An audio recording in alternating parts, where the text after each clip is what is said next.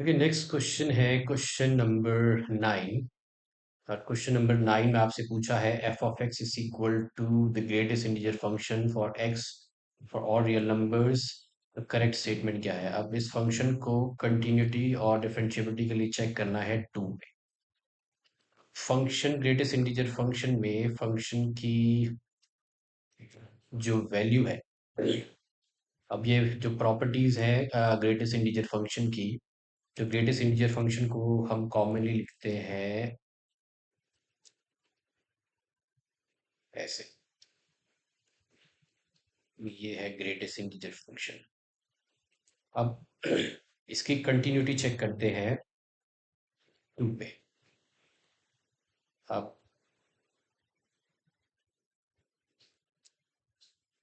Continuity check करेंगे 2 पे, तो लेट्स से लेफ्ट हैंड लिमिट के लिए हम चेक करते हैं। तो लेफ्ट हैंड लिमिट के लिए आपकी इस फंक्शन की जो लिमिट है, limit x tends to 2 negative, जो फंक्शन है f ऑफ x। अब जब हम 2 को अप्रोच करेंगे फ्रॉम द लेफ्ट, तो लेट्स से वेरी क्लोज हम ले लेते हैं वैल्यू 1.99।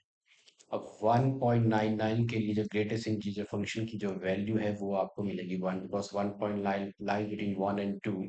तो ग्रेटेस्ट इंटीजर फंक्शन आपको वैल्यू रिटर्न करेगा 1, तो यहाँ पे वैल्यू है 1। अब राइट हैंड लिमिट इस फंक्शन की चेक करें, limit x tends to 2 plus. अब right hand limit let say हम अप्रोच करते हैं 2 पे, और यहाँ पे वेरी क्लोज, यहाँ पे भी जो वैल्यू है हम ले लेते हैं 2 पॉइंट लेट से 0 1 और 0 0 1। तो 2.01 लाइज बिटवीन 2 एंड 3, तो ग्रेटेस्ट इंटीजर फंक्शन आपको वैल्यू रिटर्न करेगा 2। तो यहाँ पे वैल्यू है 2।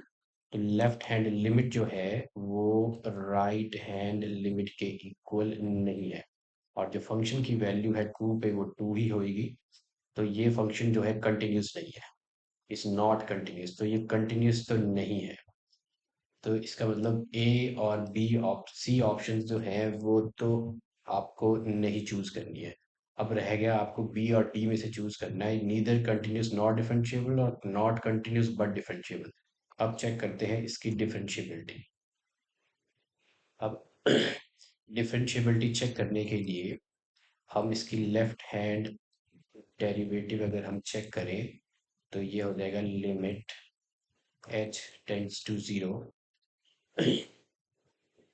लेफ्ट हैंड डेरिवेटिव अगर हम चेक करें, तो ये आपको यहाँ रखना है एफ ऑफ 2 प्लस ए है, यहाँ पे a plus H minus F of 2 upon H.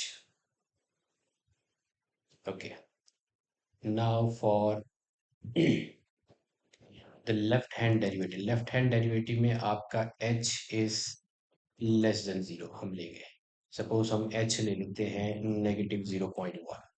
तो -0.1 में अगर हम आप h को -0.1 अगर यहाँ डाला, तो 2 माइनस 0.1 आपको मिलेगी वैल्यू लेट्स से 1.9।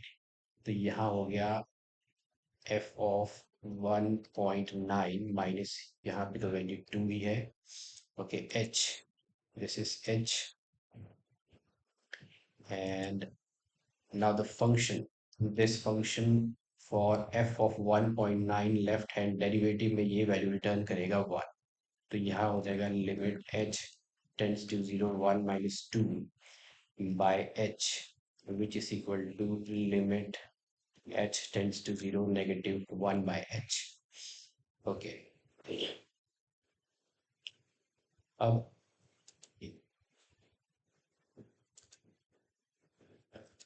यहाँ पे एस h टेंड्स टू 0, अगर h टेंड्स टू 0 करे, तो -1 बाय h टेंड्स टू हो जाएगा इन्फिनिटी। अब हम इसका चेक करते हैं राइट हैंड डेरिवेटिव। तो यहाँ पे ये है left hand derivative. Now let's check the right hand derivative. Right hand derivative में लिमिट h टेंड्स टू 0, यहाँ पे हो जाएगा f of, this is once again a है 2 plus h plus f of 2, sorry minus f of 2